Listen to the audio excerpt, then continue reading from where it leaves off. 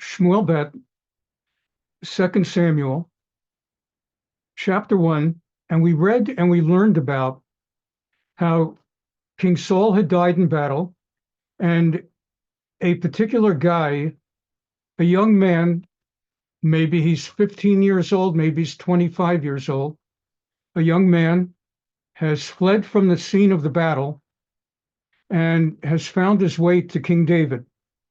David, of course, is with his men in Tziklag. So the battle was up here in Mount Gilboa, and David's with his men back in the Philistine area of the Gaza Strip in Tziklag. So the survivor had fled all this distance and brought the crown of King Saul. He brought the news and he brought the crown. And he explained that he had been on the battle scene and he saw that the Israelites were being destroyed in battle by the Philistines. And the king, basically, his time had come to an end. He had fallen on his sword, and the Philistines were approaching, and he wasn't quite dead. And here was this young man, again, by young man, maybe he's 25 or 28, or maybe he's 16, we don't know. And this young man is over there, and the king is looking at him and saying that he's in enormous, enormous pain. He's dying, and he's asking this guy to do him a favor and finish him off, put him out of his pain. And so David had asked, what happened? Hagedna li, tell me what happened. Me haya hadavar, what was the thing? And this man explained, as I just said.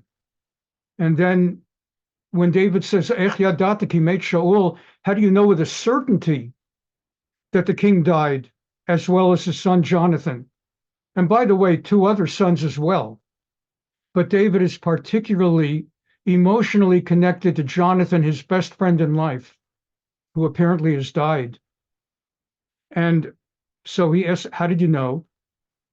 And then there's this young man saying that was in Mount Gilboa.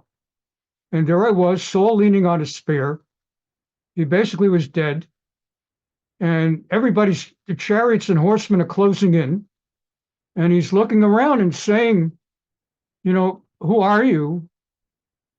Amari love, Amaleki anochi. I said to him, I'm an Amalekite. And he said to me, stand over me and finish me off. Amadna alai umotateni, from the word mita, mate, kill me. Because it's all over. He feels the pain, he feels the extraordinary agony, and his life source is basically gone. So this fellow testifies to David that I killed him. I stood over him. I killed him. I saw he's not going to live.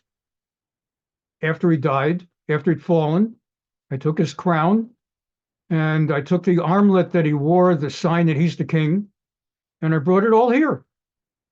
And we talked about how David seized his garments and did kriya, the tearing of a garment, which is the Jewish traditional form of mourning when someone dies. And we learned it partly from what David did when he heard Saul died.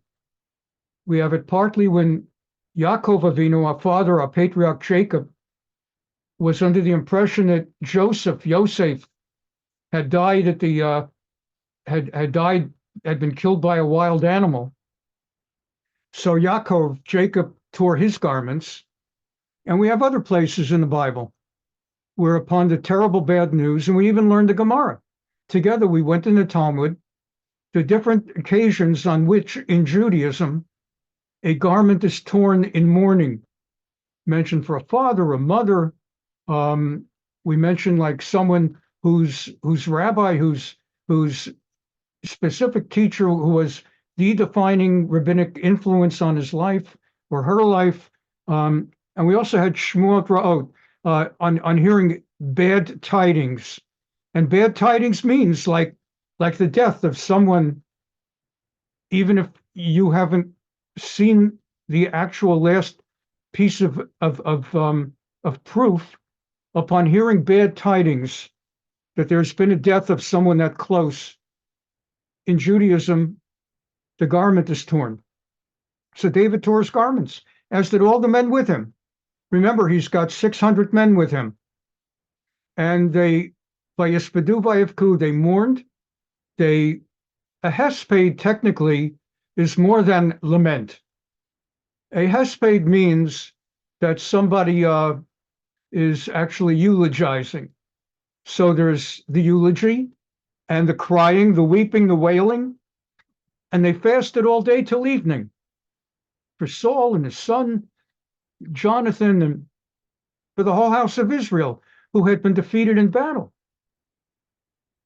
And now, right before we went into extra commentary, we had reviewed and mentioned that David asked, and so who exactly are you? Vayomer ben Ishger Amaleki Anochi. I'm the son of an Amalekite Ger. And we discussed if he means that I'm the son of an Amalekite convert to Judaism. We mentioned, and I'm going to show you the text, an Amalekite cannot convert to Judaism. So it means he's the son of an Amalekite. Or maybe he meant by Ger, the other meaning of the word Ger in Hebrew, a resident, someone who lives in the Jewish community, but is not Jewish. And so that's a Ger Toshav. That's a resident alien, let's say. And he's an Amalekite.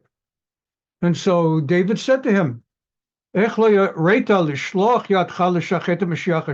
did you not fear to slay the anointed of God? So he had one of his people went forth and killed the Amalekite.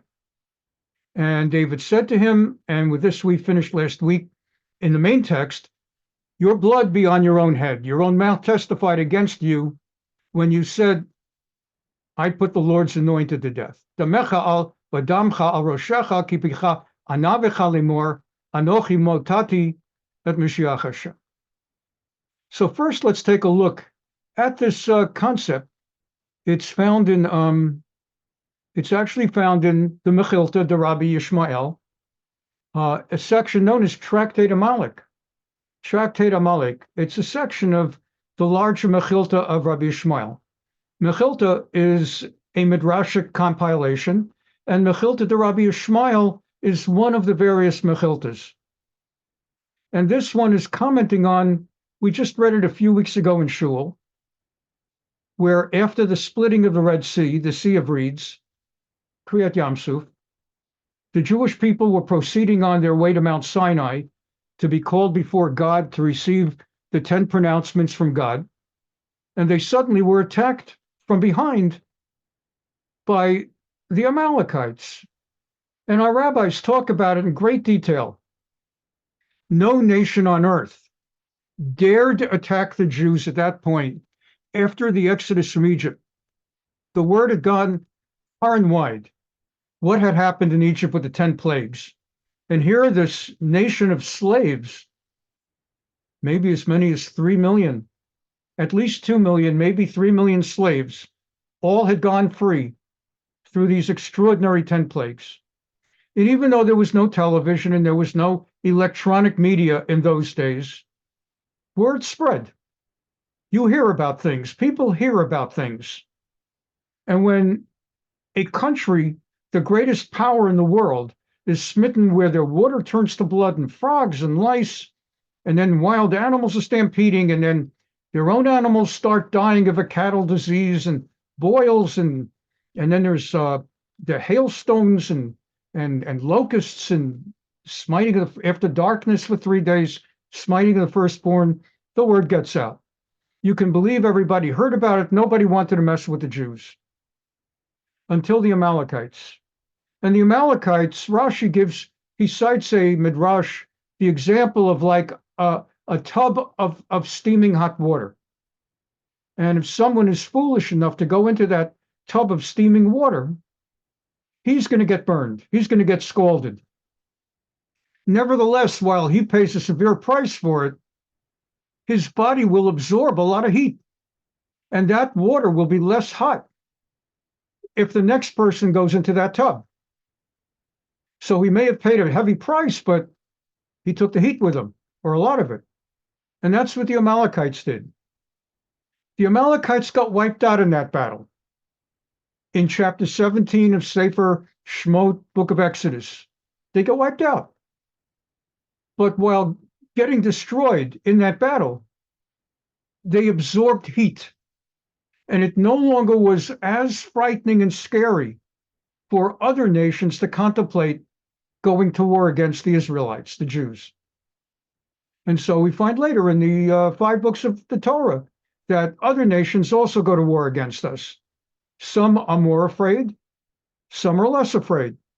So you have, let's say, Balak, the king of Moab. He tries to bring a prophet, Bilam, from the Midianites to prophesy and invoke God's miracles to help him fight the Jews. But nevertheless, he was still terrified of the Jews, but he was prepared to fight them. And so it went. Other countries, Sihon, the king of the Amorites, and Og, the king of Bashan, these people were willing to fight the Jews. So Amalek has a very special place in Judaism. And in the Mechilta de Rabbi Shmuel, it discusses that particular text. And let's see what it says about it and what it says about the Amalekites. First, it quotes from Exodus 17.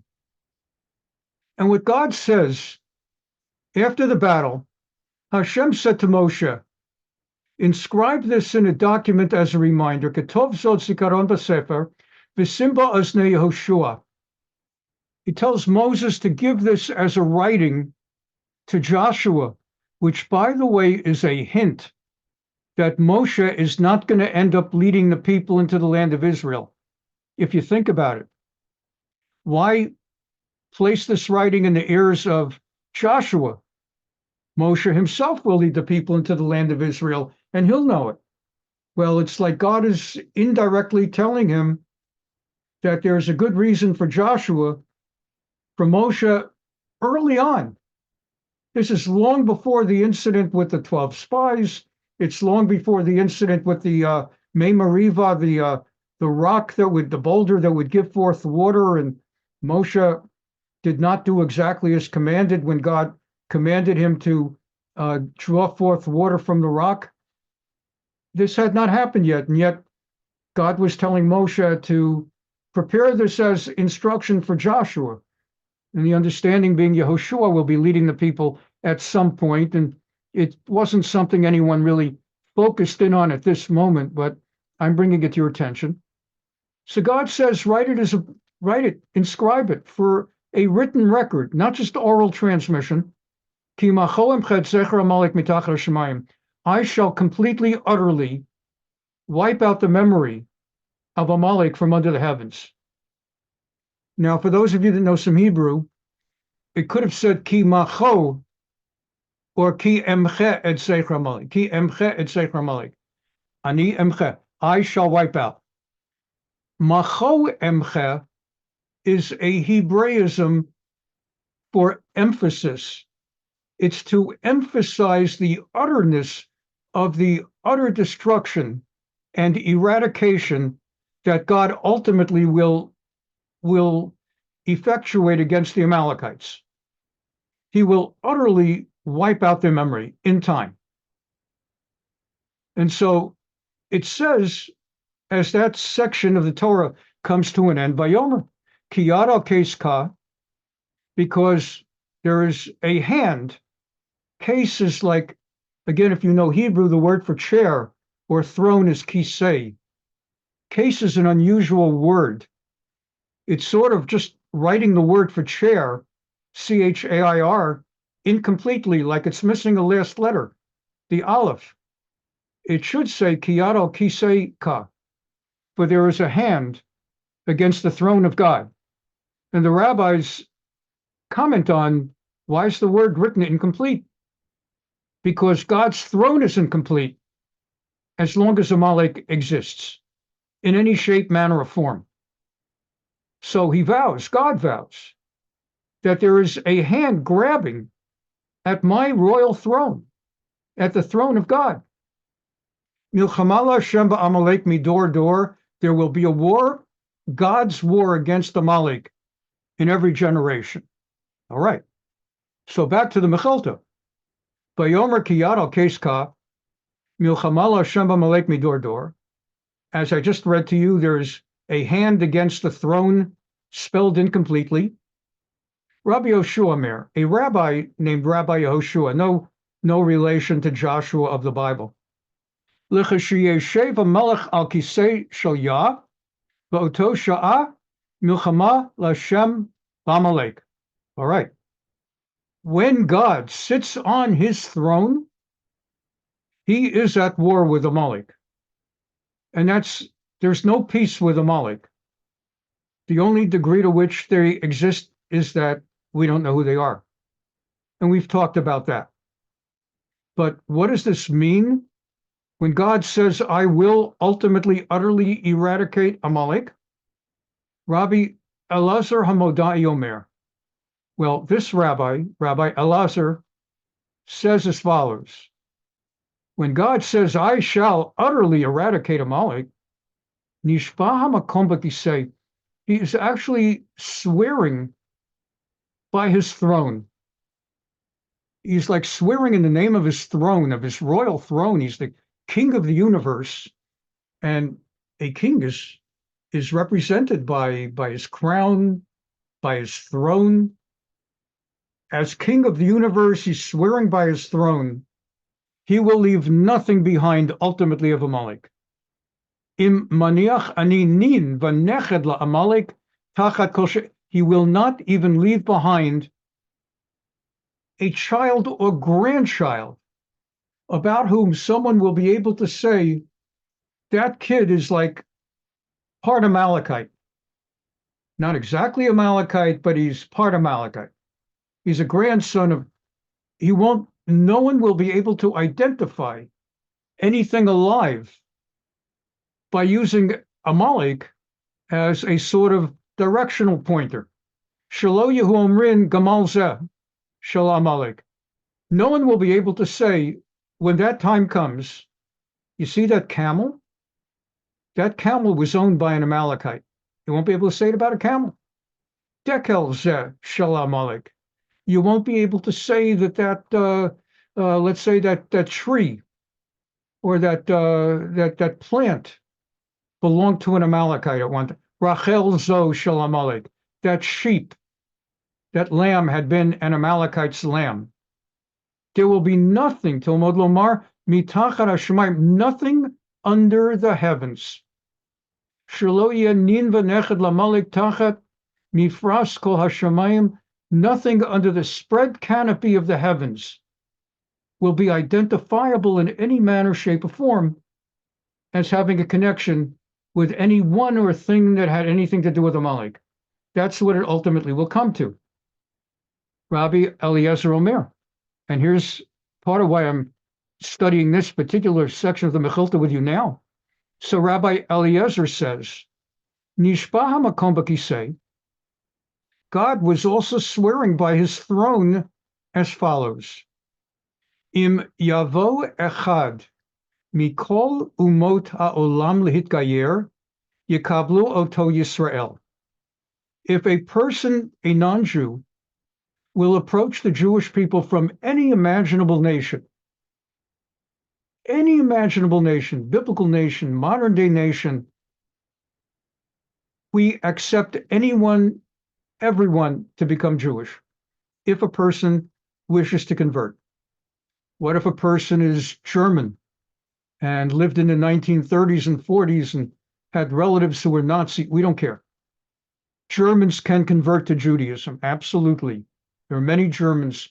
Actually, there are descendants of Hitler Nazis who became Jewish.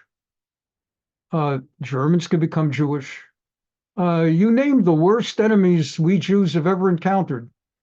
And we've had them everywhere.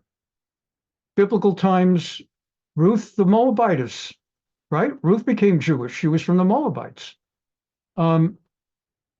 Anyone from Mikol Umot Olam, from Inner Mongolia, from Outer Mongolia, Yekablu Oto Yisrael, the Jewish people will accept a willing convert. Now, the person has to be willing to live a Torah life. You don't just do it like the Reformed conversions where they like they're signing up on a piece of paper that they're gonna they'll be for Israel. Sometimes you have to take upon yourself to live Torah for the rest of your life. You have to undertake, if you want to be Jewish, you have to undertake to live a truly Judaic lifestyle, to observe Torah, Shabbat, kosher, the whole 9 yards. But if you do, but there's one exception. Umi beito shela Amalek lo yakablu oto. Rabbi Eliezer says, from every other nation we accept, but from the house of Amalek, we never will accept converts. Shemar, as it says in our text here in 2 Samuel, chapter 1, verse 13. Vayomer David el Hanar Hamagidlo e Miza'ata, when David was asking, they're citing to our text for this religious principle of Judaism. When David asked, and who are you? Where are you from? And the kid said, or the young man said, I'm from an Amalekite. That was it. V'nizkar David ba'oto sha'a ma shenamar l'Moshe. At that very moment, David was reminded what God had said to Moshe Rabbeinu, that I just read you a little while ago tonight. Im yavo echad mikol umot ha'olam litgayer, if anyone comes from any of the nations of the world to convert, yakablu oto Yisrael, the Jews will accept him or her. Umi beitosha la Amalek al yakablu oto. But from the Amalekites, he shall never be, or she shall never be accepted, as it states, Vayomer elav David. David said, Damcha al roshecha kipicha ana bicha. Your blood is on your head, because you testified against yourself. And so we come back to another concept I was teaching at the end of last class, and we were kind of out of time, and I wanted to devote a little more time to it. The idea that is a very basic principle in Judaism, that God always prepares to have the next great leader ready, standing in the ready for when the moment comes. And I gave you a few examples. I even played you a country music song, George Jones, Who's Going to Fill Their Shoes? But we will Kohelet Rabbah. Kohelet is the book of Ecclesiastes. That's the famous biblical passage in the chapter with turn, turn, turn, famous song as well. For everything there is a season. And so let's look at Ecclesiastes 1. The way the and you'll see how this works out. Divrei Kohelet ben David Melech Yerushalayim. The word Kohelet, what do we do with that word? It's translated in the Greek, I guess, as Ecclesiastes, which has to do with judges and courts. But if you look at the terminology, Kohelet is referred to as Ben David, the son of David, king in Jerusalem, from which it is understood we're talking about King Solomon, the wisest of all men. So he is understood to be the author, Melech Shlomo, of the book of Ecclesiastes. And it's a somewhat, I don't want to say morbid, but it's a somewhat depressing, pessimistic kind of book, where when you're young, you're all excited that you're creating new things and you're coming up with new ideas, and you're about to break the mold, and no one ever heard of stuff like this. And King Solomon writes with the wisdom of age that he basically has been through it all, and he has seen it all. And while on the surface, every generation seems to have new things and new breakthroughs, it's really all the same things. Utter futility, that's depressing, huh? Utter futility. Havel, Havalim, Hakol Havel. All is futile. What real value is there for people? in all the gains. You think there's new stuff under the sun? One generation goes, another comes. But the earth remains forever. The sun rises, the sun sets, and then it goes back to where it rose. Goes this way, goes that way. Wind blows south, turns north, ever turning blows the wind, rounds and bounds. All streams flow into the sea, but the sea is never full. How's that work? Because to the place from which they flow, the streams flow back again. And so ultimately, he's very depressed. It's very pessimistic. All such things are wearisome. No man can ever state of them that the eye never has enough of seeing nor the ear enough of hearing. It's all been. Masha haya husha yehiyah. Everything that's been is going to be again. Umasha na'asa husha ye'aseh. Everything that's going to happen, it's happened. Ein kol chadash tachat hashemesh. There's nothing new under the heaven. Yesh davar sheyomar re'ezeh chadashu. There are some things that happen and people say, now come on, that's new. Kavar haya la'olamim.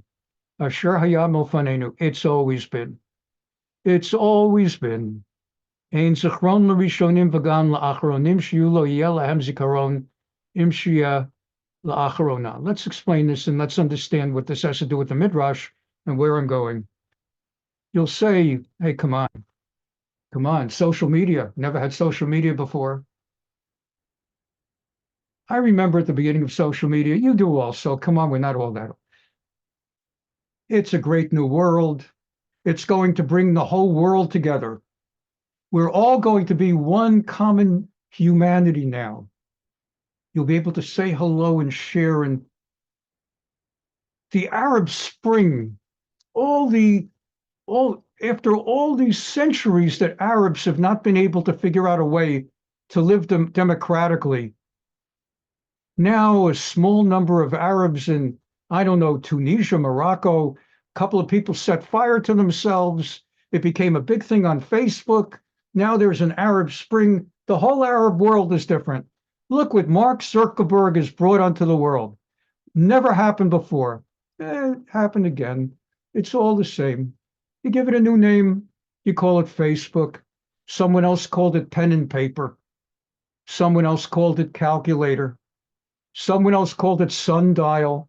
It's all the same. Before you know it, there are scammers and fraudsters, and you need security. Before you know it, there are congressional hearings. Now this is causing kids to kill themselves. And all these parents that want to sue Mark Zuckerberg, and he's got to apologize in Congress to all the parents of all the suicide children, and all the kids who have been bullied. That was going to come to an end. Each new thing, that's how life is. Now, you could be negative about it, and it sounds pretty negative, but there's a positive side too, because in every generation there are righteous people, good people who see good things that can come of them as well. Social media has saved lives. Through social media, they can find blood matches for leukemia people. God forbid someone's looking for a match. It used to be that, you made an announcement in synagogue or in church. If anybody's willing to come next Sunday at the following location, people are being tested to see if they could find it. I mean, now you can go online, and you can go on social media. It could save lives. From time to time, I mentioned my lung transplant. Okay. Where do you think they got my lung from? I don't know. They won't tell me, but it wasn't from down the block. It wasn't like, let's make an announcement in shul. He needs a lung. They have something called UNOS, and it's an international agency that matches organs, lungs, and hearts. Another member of our congregation underwent a heart transplant about a month and a half ago. A sudden emergency, had no time didn't even know it was coming. Next thing you know, he's got a heart. So there are great things to come. So the Midrash talks about this, And in the context of the sun also rises, so Rabbi Barachya said in the name of Rav Abba Bar Kahana, you know what's meant? He's going to get a little bit, not literal, but figurative. And he wants to read it expansively. Do you know what we mean when we say the sun rises and the sun sets? It is alluding to the idea that before the sun of one righteous individual sets, God already has caused the sun of another righteous individual to rise. And that's pretty optimistic. The day that Rabbi Akiva died, Rabbi Yehuda Hanasi was born. And they read this verse in his regard, the sun rises and the sun sets. The day that Rav Ada Bar Ahava died, Rav Hamnuna, his son, was born, and they read in this regard, the sun rises and the sun sets. The day that Rav Hamnuna died, Rabbi Avin, his son, was born, and they read in his regard, the sun rises and the sun sets. The day that Rabbi Avin died, Abba Hoshea of Terachia was born, and they read in his regard, the sun rises and the sun sets. Before the son of Sarah, our matriarch Sarah, set, the son of Rebekah rose. And it was written in the Torah, before Sarah was about to die, it was mentioning in passing, wasn't clear why it said it, but it listed that Bethuel, there was someone in Haran, near Iraq, named Bethuel, and Bethuel was the father of Rivka, and it talks about how Abraham, okay, so it's talking about that, number one, you got Abraham and Sarah, and at the same time that it's talking about Abraham and Sarah, it's talking about Abraham's brother Nahor. How many of you really know the name Nahor, the brother of Abraham? It is such a passing, just like a passing afterthought in the Torah. Nahor was married to Milcah, and it happens to mention that she just had some children. Milcah has just had some children. They gave Abraham Mazel Tov, you're an uncle. You've got Uz and Booz, actually Utz and Booz, doesn't perfectly rhyme. And Kemuel, Chesed, and Chazo, and Pildash, and Yidlaf, and Bethuel. And by the way, in passing, before we get back to the story, Bethuel, he's the father of someone named Rivka. Okay. And what the Torah was doing was it was tucking into the text that even as Sarah's light and her son was beginning to move towards setting, and soon after she would die in Kiryat Arba, already Rivka was coming into the world. And Isaac, Yitzchak, Sarah's son, would go on to marry Rivka. So as Sarah's son was setting, Rivka's son was rising. Before the son of Moses set, son of Joshua, before the son of Joshua, the son of Othniel, who is Yavetz, rose. And so with each and every generation, the sun rises and the sun sets. V'chen kulam b'chol dor vador. And thus it is in every single generation. V'zarach hashemesh uva hashemesh. The sun rises before the sun sets. The next is already in place, ready to step in. And so it turns out there's also a very optimistic message that comes out of that. And we now wrap up chapter 1 with the Kina. Let's take this word Kina for a moment. The word Kina of David. Some of you know the term from Tisha B'Av. We recite Kinot on Tisha B'Av, that's plural for Kina. I'm just going to have to, if I highlighted it, opens up the other column.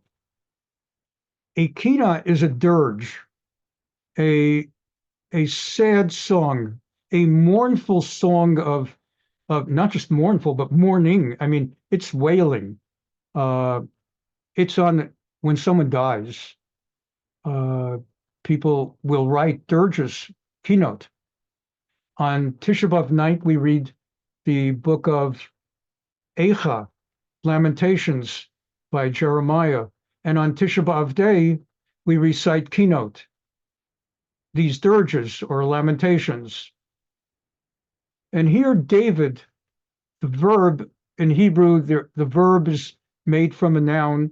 A kina is a dirge, and vayikonen is that he sang or authored or composed such a dirge.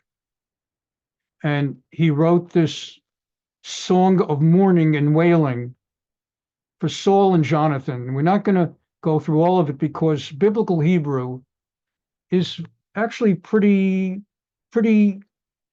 easy to understand when you know Hebrew. But poetic Hebrew, biblical poetic Hebrew, is a bit challenging. And so I'm going to focus on the English. He ordered, and the way poetry and songs in biblical times, the way they were written, is they would normally be the same concept expressed two different ways. I'll give you an example. The Song of the Sea. When the Jews got out of the sea split and the Jews came out of the dividing of the Sea of Reeds, the Red Sea. Okay. So now the Jews came out of that alive, and Moshe Rabbeinu wrote Az Yashir. He wrote the Song of the Sea. I'm not going to go through all of it, but I just want to give you that flavor of how biblical songs go. They're not based on melodies. When I refer to a song nowadays, you associate it with a melody. Although, of course, we live in a time where between hip hop, let's say, and rap, there developed a form of music which is based a little bit less on melody and more on a particular beat or rhythm. So you see, a song can be not necessarily melody based. In biblical times, a song would be here's the idea. Let's take just a few of the lines. Okay. Aziv Zimrat Yah Vayehili Lishua. God is my strength. Oz is strength. He is my deliverance. So those are two ways of saying the same thing. He's my Oz, he's my strength, and he's my deliverance. Not exactly the same. Ze Eliva Anvehu. This is my God, and I will adorn him. Elohei Aviva Romamenhu. The God of my fathers, and I will exalt him. What's the difference between adorning him with words and exalting him? What's the difference between saying he's my God or he's the God of my fathers? Nuance. But that's how biblical poetry is written. Pharaoh's chariots and army, he cast into the sea. The pick of his officers, he drowned in the Sea of Reeds. The deeps or depths covered them. They went down into the depths like stone. Take two or three more. Oh, let's take this one.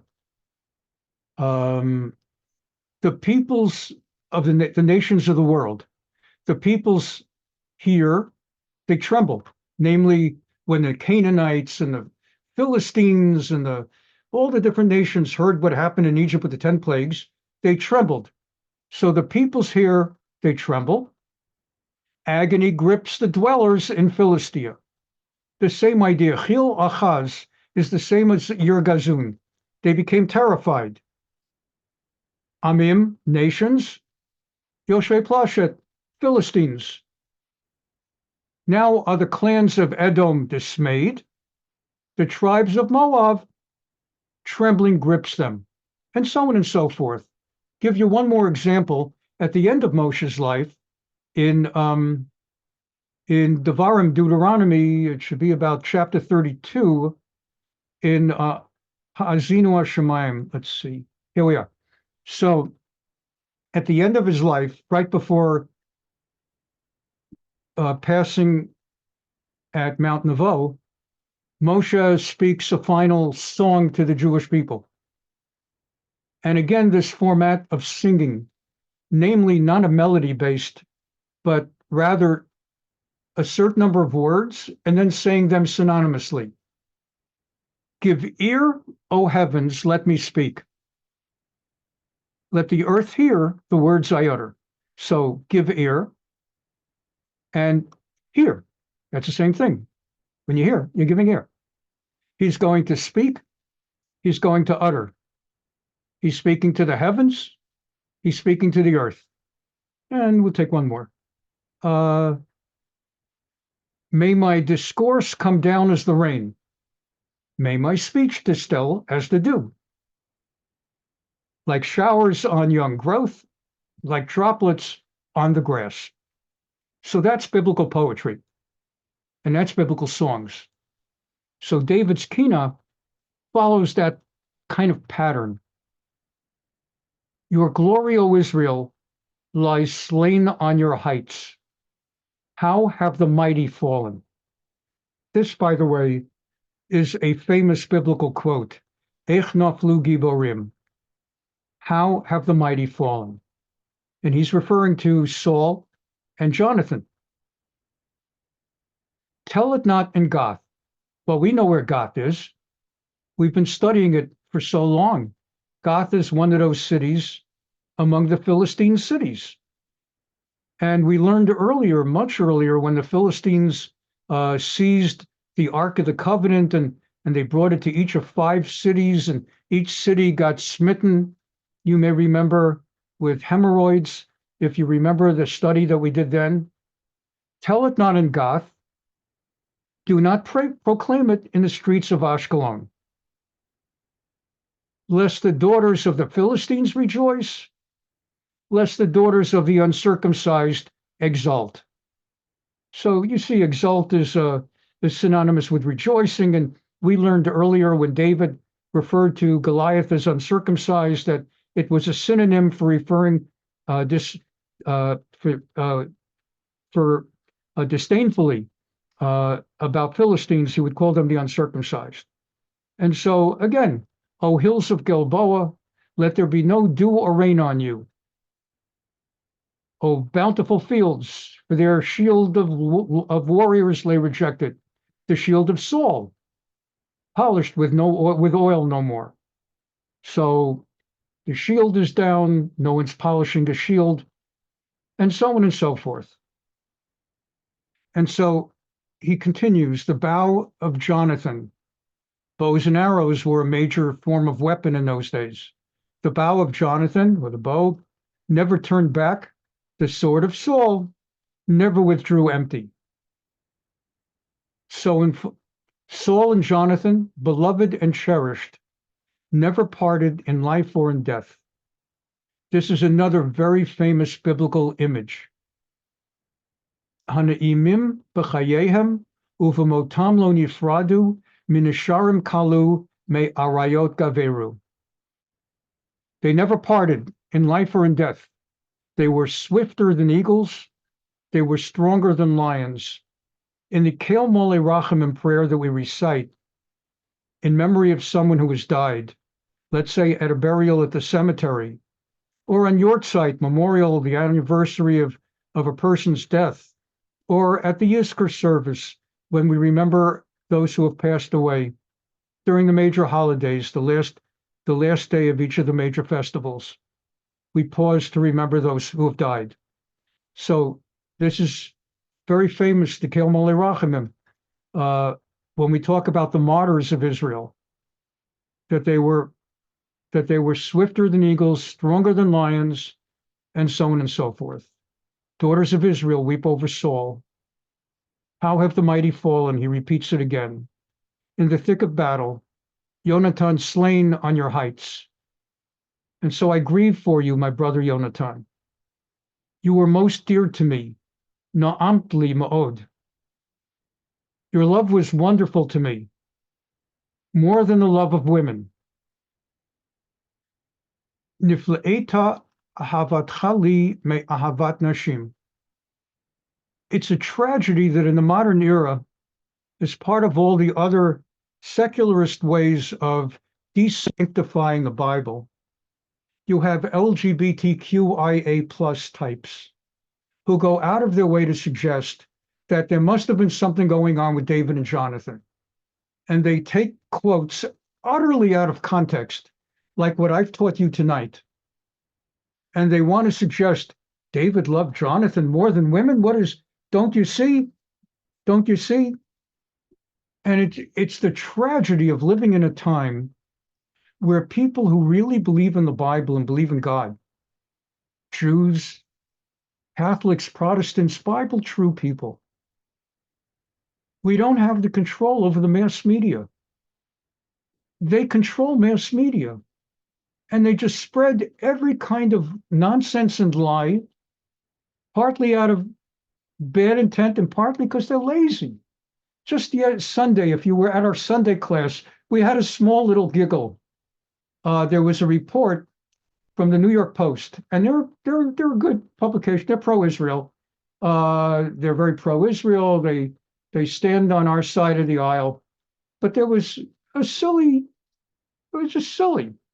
The guy was reporting on the newly elected president of Argentina, Javier Milei. The very first place he decided to go after being in Argentina, the very first place in the world he decided to go was to the Lubavitcher Rebbe's tomb at the Ohel in New York. Here he is, a Catholic. He just made up with the Pope. I was just reading in today's or the other day's paper. He had been calling the Pope an imbecile and worse, but now he just went to the Vatican. So he's a politician. He got elected president. He didn't get elected president by not knowing how to walk back occasional comments. You can't be the president of a Catholic country too long and go around calling the Pope an imbecile, especially a Pope who come from Argentina. So anyway, his very first stop was not the Vatican, but was the Lubavitcher Rebbe's Ohel. So the reporter from the New York Post, and he's being complimentary to the Jews. He's saying, go look. He says, so his first visit was to a rabbi who is very important to Jews in Brooklyn and Queens. And it's just like, I personally am not a Lubavitcher. I'm not a Chabad guy. But I know Lubavitcher Rebbe is one of the great rabbinic Torah giants of the generation. Rabbi Moshe Feinstein, Rabbi Yosef Soloveitchik, Rabbi Ovadia Yosef, the Lubavitcher Rebbe. I mean, Lubavitcher Rebbe, one of the greatest rabbis in the whole world. The whole world there's Chabads everywhere. Denise and I, the other day, we were watching on Amazon Prime. They sent some guy to Vietnam, and they had a whole thing about this guy who just started a Chabad in Vietnam. They're everywhere, not just Brooklyn and Queens, but they're lazy. So what happens is you take a biblical verse out of context without studying at all what biblical poetry is like, how people speak, the nature of the vocabulary of the biblical poet. A biblical poet, anyone who thinks that King David, when King David is saying in public, he's about to be the king of Israel, he's succeeding King Saul as the anointed by the prophet Shmuel. Anyone who thinks that he was getting up there publicly and in his first public statement was saying, I'm gay, and Jonathan and I were gay, and that's the very first public statement David makes as the king of Israel. I mean, it's just so contextually impossible. It's just, I mean, even to spend time on it, it's embarrassing. But it just shows how much foolishness there is. So it means that when you study Torah or you study the Bible, we all, myself also, we have to do it with a certain degree of sobriety, somberness, a certain kind of awareness that this is written by people on a level from another time and place and a holiness that we can't imagine. And to start ascribing values from the year 2024 or 2015 or 2018 or to biblical figures of that kind um, of that elevation, it just leaves one mind boggled. And it's important to have that humility. Again, no commentary here today on LGBTQ stuff, not getting in there, but to ascribe David's love for Jonathan. Mind you, Jonathan, by all odds, would have been the next king in Israel. He was the first son of Saul. He was the one ready to be the next king. And he willingly said to David, I know it is not meant for me to be the next king. I know it is meant for you to be the next king, and I will be honored, if alive, to serve you, no matter what my father says. I mean, the kind of love that they had for each other, to cheapen that into something sexual is just, it's just, it is what it is. And with that, I want to kind of wrap up to begin giving a greater feeling week after week about the holiness of King David. Now that we're being introduced to who he is the author of most Psalms in the book of Psalms, not all of them, but most of the Tehillim were written by King David, were composed by King David. The Talmud tells us that he used to get up in the middle of every night to pray to God. That is, he would go to sleep. He was famous for playing the harp. He set a harp outside with a window slightly open so that the breeze would come in and play on his harp strings and wake him up every night at midnight. In those days, did not have electric alarm clocks. Of course, they don't seem to have alarm clocks anymore. Now it's based on a smartphone. I remember in law school when I made a reference to an alarm clock, and my students looked at me like they didn't know what I was talking about. They'd never heard of an alarm clock. I had to describe it, and they said, "Oh, you mean those things on our phones?" So, but in every generation, there's something new. And in one generation, it's a smartphone, and another generation, it's Alexa and Siri, and another generation, it's putting your harp outside the window. But there are different ways to wake up in the middle of the night. And David would wake up in the middle of every night just to compose psalms to God, psalms out of love to God, love of God. During the day, it's not in the text of the Bible. So I'm just filling it in now as we close for today. He would sit and judge. He was basically the chief judge of his Supreme Court. People brought their most important legal questions to him, and he was not too important for it. I can't go into all the details, but he really rolled up his sleeves and he engaged in rendering religious judgments and rulings that in many cases aimed at facilitating the love and the bond between husbands and wives. It is said that when he was called upon to pass judgment in a civil suit over money, a lawsuit over money, where it would be between a rich guy and a poor guy, and what could he do? Justice lay with the rich guy, where there would be a case where the rich guy has the better argument. And the poor guy who has no money to pay, by all justice, that's justice. The poor guy has to pay the rich guy. Talmud says he would never favor a poor guy over a rich guy. He would never be intimidated by the importance of a rich guy to favor him either. He would render pure justice, and whenever pure justice required him to render a verdict that the poor guy has to pay the rich guy, he then would pay that judgment on behalf of the poor guy. That's who King David was. Why do I mention this? Again, I'm looking at the clock. I see we're basically out of time now. A few years ago, down the block from me, a guy named what was his name? Well, forget his name. The Reconstructionist rabbi of Irvine came up with a real crowd pleaser. You know, rabbis are always trying to come up with new ways to get people to come to their programs. So I'm telling you, get your friends to come. And I post online. And I remain true to the message. I could put Taylor Swift, pictures of Taylor Swift on, and that would maybe bring somebody, at least more teenage girls. But I'm here to teach Torah. But you're always trying to come up with a new clever idea to increase your turnout. So this Reconstructionist rabbi started putting biblical figures on trial. Every year, the big event at his congregation is to put a tzaddik, a righteous Torah figure, personality, on trial. And you would get Lori Levinson, who's basically a nobody, a Jewish law professor at Loyola Law School, basically a nobody. She's a somebody if your standards are low. And he would get Erwin Chemerinsky, who at the time was the dean at UCI Law School, now is the dean at Berkeley Law School. He's another person in the secular world, great famous person. In real life, he can't even do anything about anti-Semitism in his own law school. That's when you really get to see who's got strength.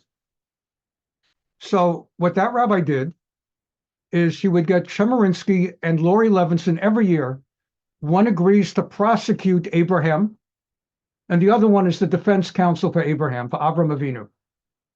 1 year to prosecute Moses, and the other one is going to defend Moses. Lori Levinson, Moshe Rabbeinu is going to turn to Lori Levinson for a defense. Why do I mention this? 1 year, they put King David on trial. And all the members of this Reconstructionist temple they're buying their tickets at $50 a ticket. What an interesting evening it's going to be. It's going to be so much fun. We're going to see Lori Levinson and Erwin Chemerinsky, and one of them is going to put King David on trial, and the other one's I'll bet you they're going to talk about David and Bathsheba. Oh boy, that's going to get really exciting. It'll probably get real sexy and everything. And it's just such a disgrace. It really is a disgrace that people who should not even, these people, they should live to 120, and I wish only good for them, because that's all you could wish for people. When their day comes, they wish that King David will be available to provide some pro bono defense work for them when they're standing before God Almighty. Between King David, Moses, and Abraham, and all their previous clients in the Reconstructionist temple, they only wish that one of them would show up as defense counsel, even if they bill them at full rate. And the reason I mention it as we close now is that song again that I presented to you last week, and I'm going to not do it now because of time, but every class I'm going to present to you a different variation on it. David Melech Yisrael Chai V'Kayam. What is this idea of that song? David, King of Israel, is forever. Because the more we learn about him as we go through Shmuel Bet, the more we are going to get a much deeper appreciation that this was not just a righteous man, but in many ways, one of the most righteous Jews who ever lived all time. And that's why the Messiah, Mashiach, will descend from his line. That's a serious thing. And so I wanted to emphasize that as we close today, after Saul spending a lifetime trying to kill David, his reaction upon hearing that Saul had been killed was to have the Amalekite executed, and then immediately to compose, without any advance, on the spur of the moment, a heart-rending pina, a heart-rending dirge for the man who tried to kill him all those years, Saul and Jonathan. I look forward to seeing you next week, and Thursday for our Rambam and Sunday for our Israel program. And Thank you so much for being here. Bye-bye.